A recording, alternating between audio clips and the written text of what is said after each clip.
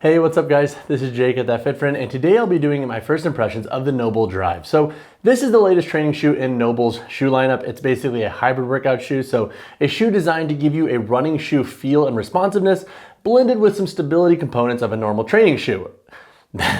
It's not really the case, but we'll talk about that in my first impressions. But basically in this video, I'm going to talk about some first thoughts that I have with this model based on 2 days of walking in them and wearing them all day, and then also training in them. And I'll talk about some sizing thoughts and my first workout in this shoe and go over what I did in this shoe. But that said, 4 first impressions that I have with this model is number 1, honestly, the performance is just so-so. So with this shoe, I was expecting it to be a little bit more hybrid-esque in the sense that it would feel a little bit more athletic. And now what I mean by this and why I don't think this model really nails that mark as being the ultimate hybrid shoe as NOBULL languages it, is the midsole just feels wicked clunky and it feels very blocky. And then with the blend of this low profile mesh upper, it's just not the best feeling shoe in my opinion for hybrid workouts.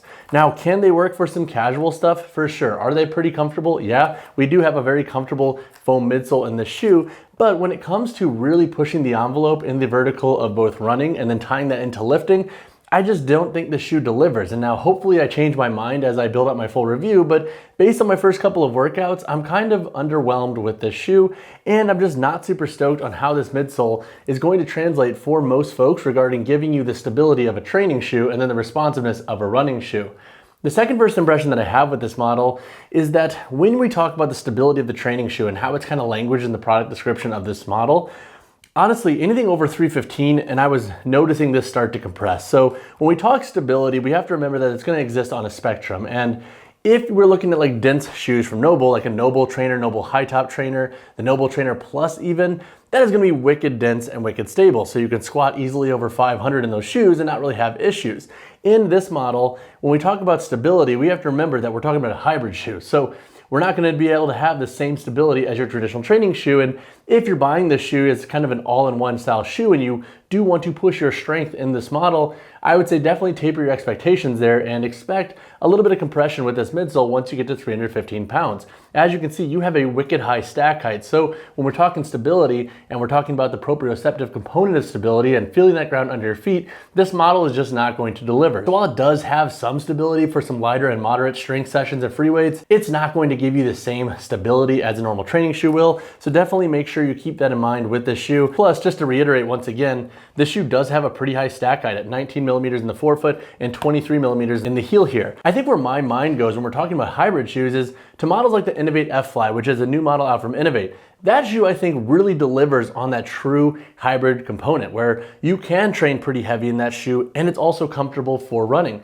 I think this is one of those hybrid shoes that is a lot more biased towards like being a little bit more of like a daily driver or a running focused shoe or even a HIIT focused shoe, and it's not going to have that same stability that you want from a traditional training shoe, or at least that's languaged in the product description of this model. My third first impression with this shoe is the upper construction. I like it, but then I also don't like it. What I like about it is its breathability. So with this mesh upper, you can pretty much see through it. So for example, like when I had on white socks, you could see those through this shoe. And now keep that in mind, because if you go with this black colorway and you like a nice like low profile or more casual look, obviously you probably don't want your socks to be seen through the upper of the shoe. So the breathability of the shoe is awesome, but you're definitely gonna be a little strategic with your sock choice depending on the colorway that you go with and the context in which you're wearing them.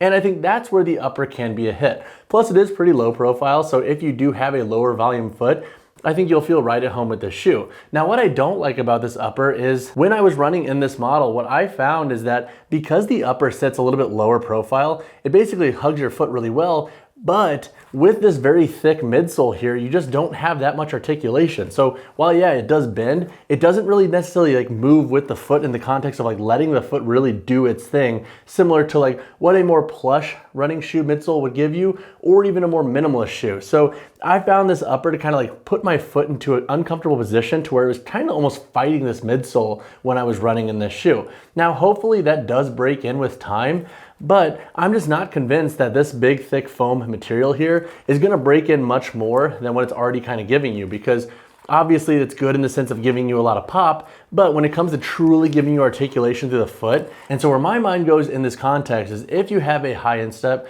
or a high volume foot, I feel like this upper is almost gonna like force your foot down into an uncomfortable position, and then you're not gonna have as much give with this midsole, which could make the shoe a little bit clunky and uncomfortable. That's just what I picked up on this model. Hopefully that breaks in though. My fourth first impression with this shoe is with the low profile upper and this tapered toe box, it does feel a little bit snug. I went with a size 10. This shoe fits okay for my foot anatomy. I have a normal arch, a normal foot volume with an E to double E width foot, and the shoe fits okay. However, I think you are gonna notice that this toe box tapers. So if you have a very flat and wide foot, steer clear of this shoe. It doesn't fit the same as some of the other NOBULL models. I almost find the NOBULL high top trainer and the NOBULL trainer to fit better than this shoe, and also the canvas lifter. So if you do like NOBULL shoes and you wear those models, I would say expect this shoe to feel a little bit snugger through the forefoot here. And now when we're talking sizing of this shoe, I think most folks should be safe going true to size in this model. And when I say most folks, I mean if you have a narrow to medium to slightly wider foot width. So if you have an E width foot and lower,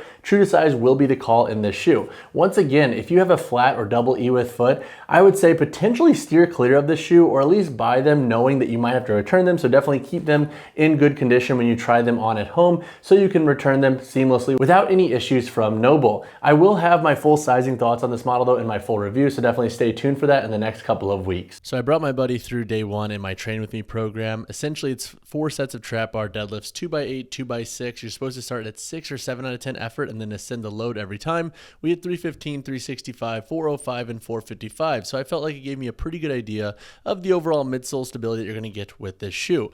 I started to notice compression once again around 3 plates. My buddy that trained with me today was Zach Tellender. A lot of you guys might know him if you're plugged into the Strength Sports YouTube scene.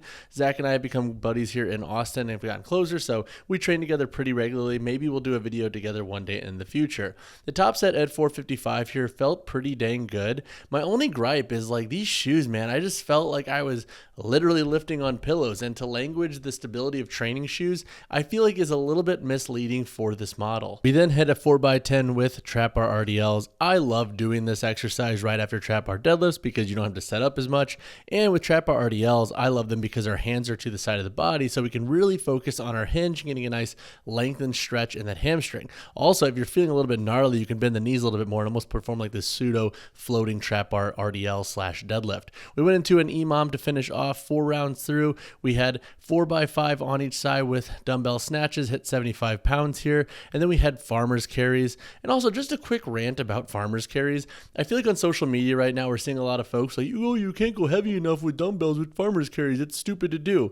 First off, we're using them as a conditioning tool in this EMOM. And also with all of the pre-exhaust grip work we did with the trap bar deadlifts, we are getting a nice little passive grip stimulus here on top of a nice conditioning stimulus. So I just want to make that known that I think a lot of times people say that, but they don't contextualize the entirety of a workout program. We then capped off with a slow 1 mile run. And now I have walked upwards of like 6 to 7 miles in these shoes with my dog Maui, and I did a run in them today. And honestly, I just do not love how these shoes feel for running. Hopefully they break in more, but again, like it almost felt like my foot was fighting this midsole here. All right, guys, there's my first impressions of the NOBULL Drive.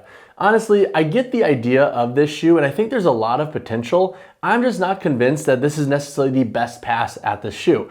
I think if you want a shoe for more casual daily wear, some casual running, HIIT, cross training, and then some light to moderate loaded free weight work, this shoe can work. I would just say keep in mind that the shoe is not going to be your best in-class shoe for any one activity. It is a hybrid shoe and kind of a subpar hybrid shoe at that. I will have more thoughts on this shoe when I build out my full review. I need more sessions in them to really build some conclusive thoughts on performance, so hopefully my more negative tone in this video does change with time. But all that said, if you have additional questions in the meantime, or you plan to pick up a pair before that review goes live, drop a comment down below if you have any questions, or hit me on Instagram, whichever you prefer. And as always, y'all, drop a like on the video, subscribe to the channel. I'll see you in the next one.